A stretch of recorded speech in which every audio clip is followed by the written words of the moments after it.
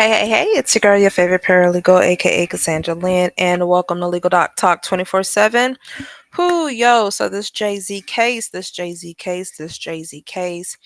I have never in my time seen someone other than Diddy move so quickly to try to either hush up someone or try to find out who a certain individual is. And when I tell y'all, Jay-Z put out a statement before he was even served a summons. Do y'all hear me? So as soon as he caught wind of this, he was like, no, no, no, no, no. Damage control at its finest. But I think the more that you try to prove your innocence, it makes you look even more guilty.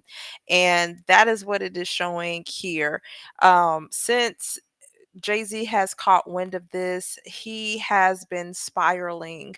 I know last night he had a what they call it, a movie premiere with his daughter and Beyonce and her mother. And, he did look like he was unbothered. But even though, you're standing in front of the cameras, I can only imagine what he was thinking. It's like, okay, what do people, think about me since these allegations have came out? And then also, whether or not the allegations are true or false, anytime you are being accused of such heinous crimes such as these, that is when people start backing down and pulling away money, certain projects that you are on, sponsorships, all of those, people will start pulling these. I'm about to say DJ. He's also part of the committee where they for the Super Bowl, because he's the one who put the bug in folks' ear, to let Kendrick host this year's Super Bowl. So, Sean Carter, aka Jay-Z, is in a lot of things. And so to have this type of allegation, especially with a minor to be, spread across the globe like wildfire, I can only imagine what he's thinking, and I understand why he's trying to get this nipped in the bud as quickly as possible. But when you're dealing with somebody like attorney Tony Buzbee, he this man is good. This man is really, really good. He's also the attorney that is assisting in the Chris Brown Yellow Beezy on the 11/11 tour. When four defendants ended up filing suit. Obviously, Tony Buzbee is their attorney against Chris Brown, Maurice. What is his name? Maurice. I forgot what. Yellow Beezy. But Tony is representing those four defendants, and I believe it's a ex correctional officer that was actually a security guard. But I do have those videos up on my YouTube, so definitely go check those out if you're not up to par on that particular case. But anywho's, let's hop right on into Mr. Sean Carter. So once again, we all know that he has hired Diddy's attorney Alex, and I call him Shapiro, and that is not his name. His is it Shiro, something like that. Let me just make sure. Spyro. One of those. So he is the same attorney that is on Diddy's team. And so since we last spoke yesterday, there have been new filings. They actually ended up amending the motion to deny plaintiff's motion to continue the case anonymously.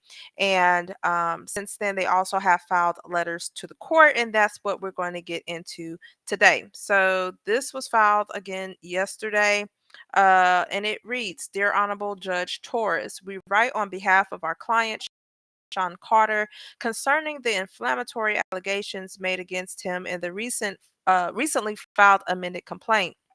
On the meritless and frivolous accusations, Mr. Carter filed a motion to deny plaintiff's request to proceed anonymously pursuant to the Federal Rules of Civil Procedure, Rule number 10A, or to dismiss the complaint pursuant to Federal Rules of Civil Procedure, Rule 12B1, this morning, and that was yesterday.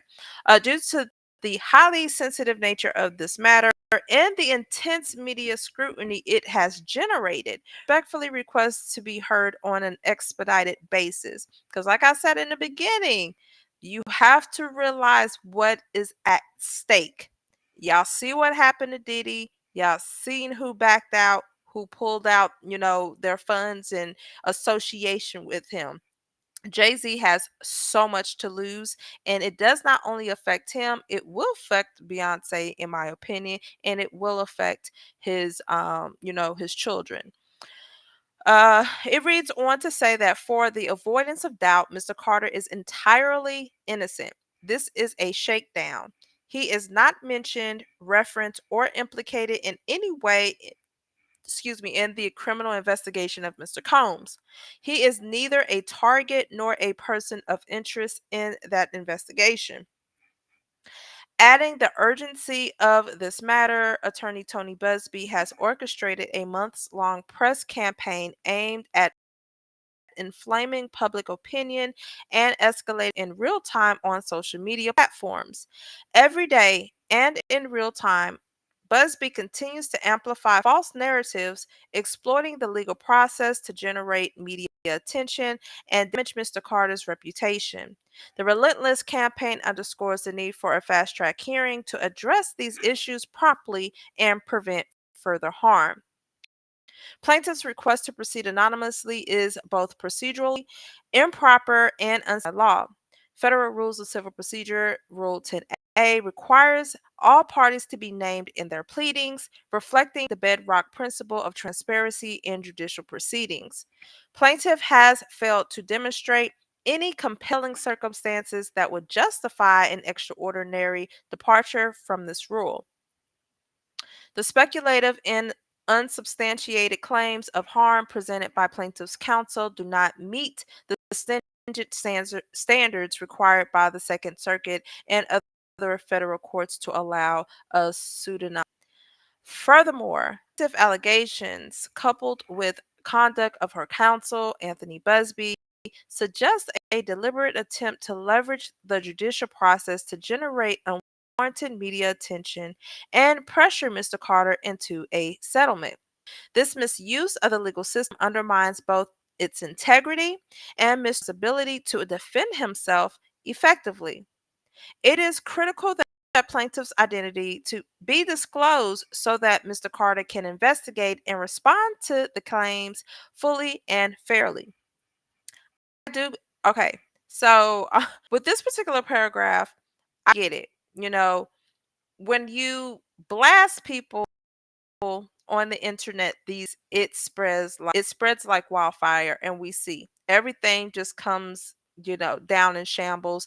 Everybody has already made up their opinion about you. Either they're rocking with you or they're not rocking with you. So I agree there. Having an ability to a fair trial will be difficult, just like I said in Diddy's case. It the question that was asked, I believe a couple of weeks ago, was that how can he have a fair trial? Which we're referencing Diddy. How can he have a fair trial if you know everybody has already heard about this case and have made up their minds about the things that he allegedly did? And I'm going to find that video from Law and Order with Jesse Weber. He did ask an attorney about that, and she explained how it is possible to select a jury that is, non-biased is not the word that I'm looking for, but that will not judge based off of what they already know, if that makes sense. There's is that I have been watching over the past couple of weeks where, if they break for recess, the judge will sit there and tell the jury, you are not, the things that has gone on in this classroom in the courtroom or this case to anybody. Um, but but going back to this paragraph, I do get everybody has already made up their minds. It's going to be kind of hard to defend yourself if these allegations are already out there and they're heinous as is. The second part of this is about releasing the individual's name. So I know one part of me is saying, okay, if he is innocent, he really does not know, who would sit there and put these type of allegations, you know, on me. But then another part of me is just like, okay, and you want to know her name so that way you can do whatever it is that you need to do to nip this in the bud. And y'all read in between the lines with that one. So I'm on the fence with that one. The letter further reads that we further note that the timing of this filing coincides with the ongoing media coverage of unrelated matters involving Mr. Combs' criminal trial, in which Mr. Buzbee does not represent victims, underscoring the prejudicial and retaliatory nature of plaintiff's claims. The amended complaint appears designed not to seek justice, but rather to amplify unsubstantiated allegations and harm Mr. Carter's reputation by Anthony Buzbee. Allowing plaintiff to proceed anonymously would deny Mr. Carter the fundamental right to confront his accuser, while simultaneously enabling plaintiff and her counsel a trial by media. Given these circumstances, we respectfully urge that the court to deny plaintiff's request to proceed anonymously and dismiss the complaint pursuant to Rule 12b1. This matter is of the utmost importance, and we request an expedited hearing to address these significant procedural and substantive issues. And they cited Laster versus the District of Columbia, where they stated that expediting briefing schedule due to high risk of irreparable injury and time sensitive nature.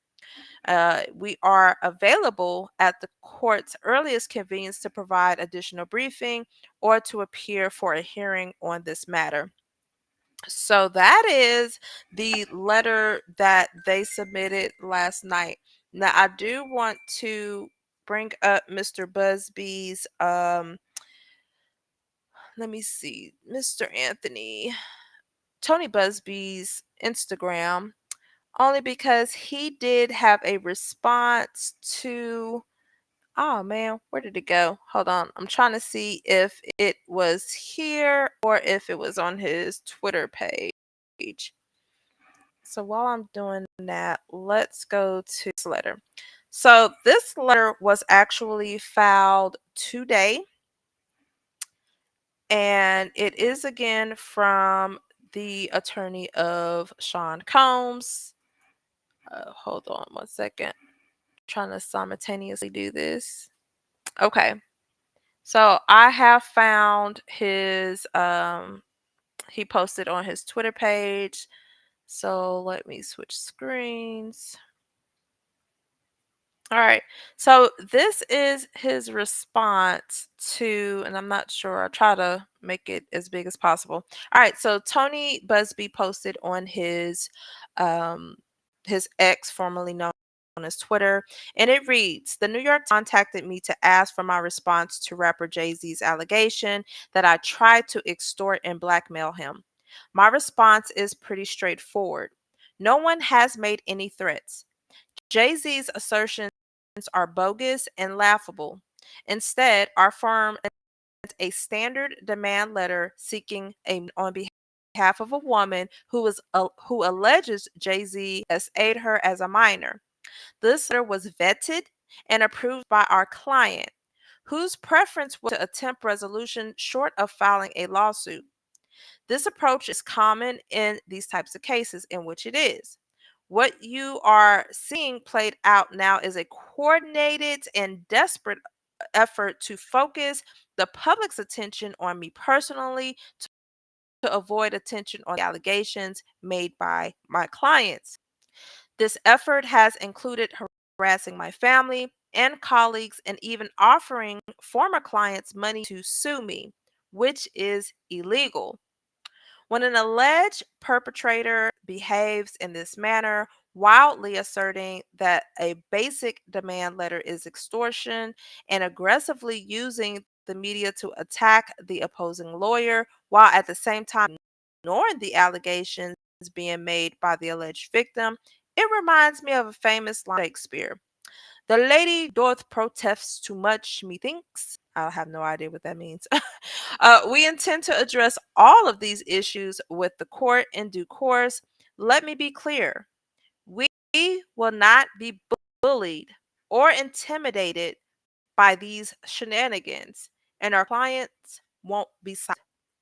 So that is a post from Mr. Tony Buzbee on his ex, formerly known as Twitter page. Now, going back to the letter that was filed today, it reads: December 8th, 2024, plaintiff filed an amended complaint naming my client Sean Carter as the defendant in this lawsuit. On December 9th, 2024, we filed a motion seeking to have the court decline to permit the plaintiff in this case to proceed anonymously. As noted in that motion, plaintiff's attorney, Anthony Buzbee, has engaged in a campaign to leverage unfunded and heinous allegations against celebrities to secure large settlements. He seeks neither justice nor peace for his victims. He seeks only to benefit himself. On the afternoon of December 9th, 2024, after we had submitted the motion and accompanying exhibits, our office received outreach via phone call and email from the individual who provided her name to us, though she remained anonymous. Mary Henderson spoke to this woman, who informed Miss Henderson that she had previously reached out to the Buzbee law firm with respect to allegations of trafficking and abuse unrelated to Mr. Combs or Mr. Carter. The Buzbee law firm representatives with whom she spoke asked the woman when she met Diddy, even though her account did not relate to Mr. Combs at all. Members of the Buzbee law firms encouraged this woman to pursue her claims anonymously, even though she did not have any interest in doing so. When the woman raised wanting to talk to law enforcement, she was informed that it was not encouraged. After several outreaches, the woman again spoke with members of the Buzbee law firm, who she felt were pressing her to make allegations of being rugged, held down, and assaulted, allegations that were not true. Let me just make sure. Let's see. When the woman declined to adopt the version of events proposed by members of the Buzbee law firm, she was summarily dropped as a client. Though the woman provided her identity to Miss Henderson, she wishes to remain at the time for her fear of retaliation by the Buzbee law firm. Do y'all really think that that is true? I don't know. Do y'all think that's true? All right, let's continue finishing up this letter. The information provided by this woman is in the declaration of Mari Henderson attached here to as Exhibit A. Oh, I need to get that. This information, which look at this. This information which came to Quinn Emanuel unsolicited is further evidence of Mr. Carter's right to thoroughly investigate, test, and respond to serious allegations that have been leveled against him. We respectfully request that the court consider the additional information which was received by Quinn Emanuel only after the filing of yesterday's motion was complete in connection with the motion to deny plaintiff's request to proceed anonymously. Now, remember when I spoke on the firm Quinn Emanuel? If not, go back. I don't know how many videos, but oh, this is the video where I did where saying that Tony is being harassed by an unknown visual. I thought it was Diddy, but I think it kind of makes sense now since JayZ has came out and said that he received a demand letter. Well, he calls an extortion letter. So, Quinn Emanuel, it is believed that this law firm hired an agency to call not only Tony Buzbee's, but his family members, his clients, former clients, his employees, and former employees, and was speaking to them. So that is where the Quinn Emanuel is being associated. But Quinn Emanuel is the law firm that is handling the John Doe, aka JayZ, in the case of the lawsuit against Tony Buzbee and his firm. Mm-hmm. Mm-hmm. Oh, wait. Alex, okay. So he works for Quinn Emanuel. That makes sense now. That makes absolute sense. But I want to pull up the exhibit. So while we do that, here is the complaint that the John Doe filed. Now, once again, we don't know exactly who Doe is, but we have all over the past wait, it's only Tuesday. This happened on Sunday. So since Sunday, I think it is all clear that it is JayZ who has filed this lawsuit against the Buzbee law firm. And y'all, it is a mess. So in this particular lawsuit, it is a complaint for extortion and intentional infliction of emotional distress. And they are demanding a jury trial. I know that people out here have their thoughts and doubts about Tony Buzbee. He is a great national trial attorney, in my opinion. And to be honest, no attorney out here, well, there are perfect, well, I don't even say perfect. There are attorneys out here that don't have a clear record. They can be some good darn freaking attorneys. So don't get us wrong with that, okay? There could be some darn good attorneys, but they just have, issues. And do your personal issues spill over to your business? That it can very well do. But don't take away that the fact that this man is a great attorney. All right, please don't do that. I am going to share my screen because I do want to pull up the exhibit for this individual. Hopefully, you guys can see this. I am going to read it. It's only 2 pages, but this is the woman who contacted the Buzbee law firm, and they stated that her case was not. This is not the lady, but this is a declaration for the individual who is associated with the Quinn law firm, Quinn Emanuel law firm, and she, I believe, reached out to the individual who called the Buzbee law firm in regards to a case that she had. But let's just hop into it.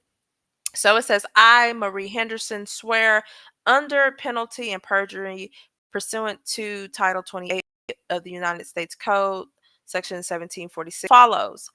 I am an associate with the law firm Quinn Emanuel Eckhart and Sullivan LLP, attorneys for defendant Sean Carter, and I submit this declaration in support of Mr.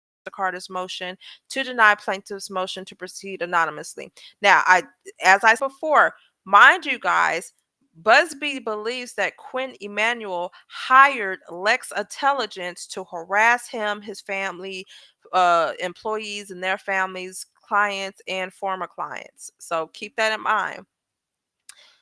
On December 9th, 2024, I spoke by telephone with a female adult resident of the state of Texas whose name is known to me. Another adult whose full name is known to me was a witness to the conversation. The information contained in this declaration is an accurate summary of the information provided to me by this woman on December 9th, 2024.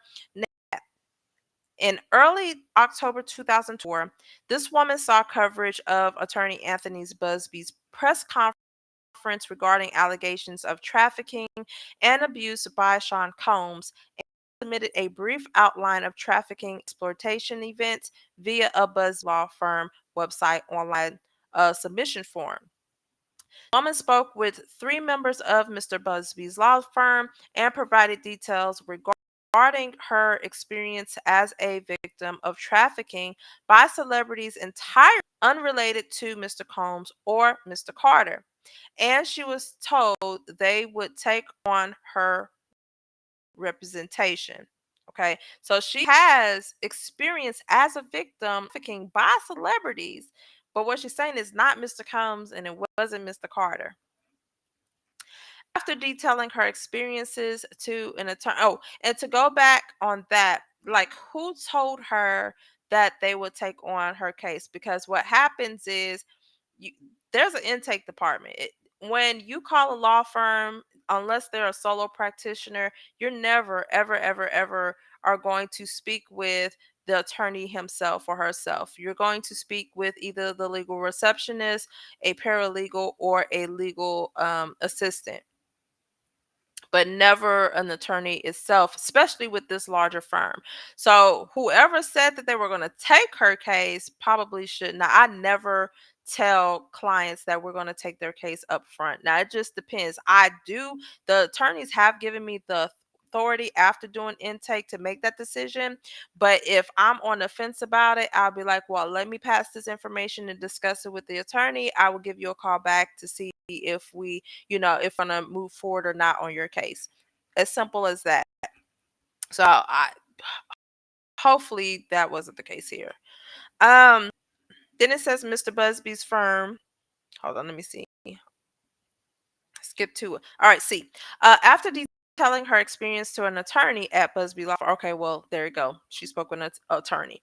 After detailing her experiences to an attorney at Mr. Busbee's firm, uh, he pressed for a connection to Mr. Combs, asking at what point did you meet Diddy, even though she made it clear that her case was unrelated to Mr. Combs.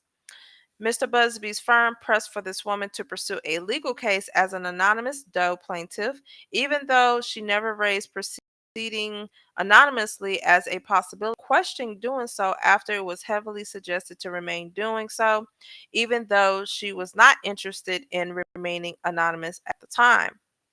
When the woman brought up wanting to go to law enforcement with her allegations, members of the Busbee firm informed her that going to law enforcement was not encouraged.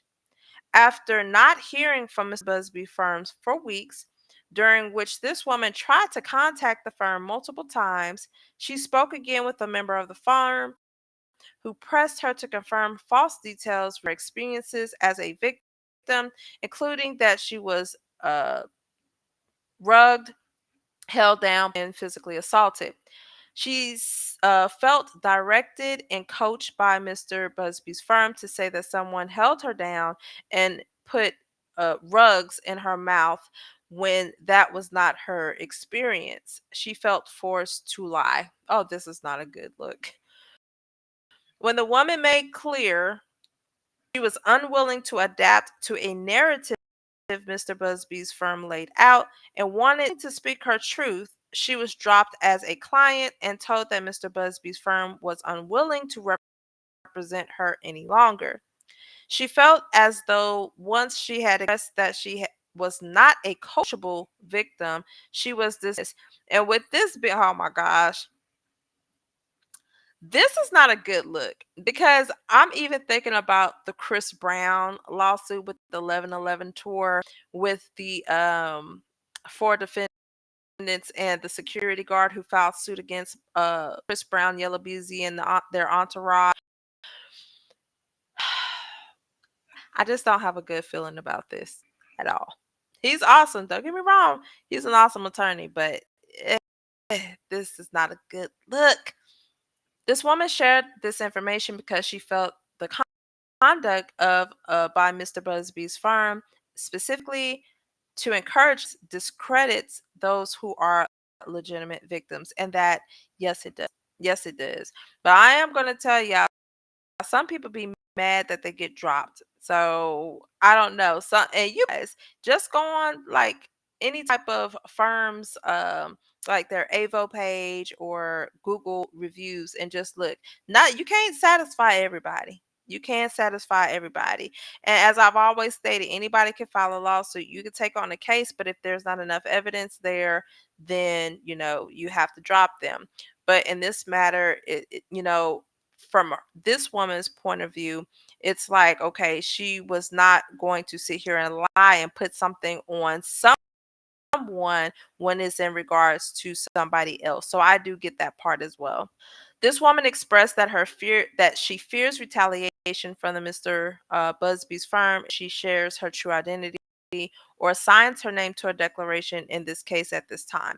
Well, obviously they already know who it is because I'm pretty sure whoever you spoke with, they know who you are.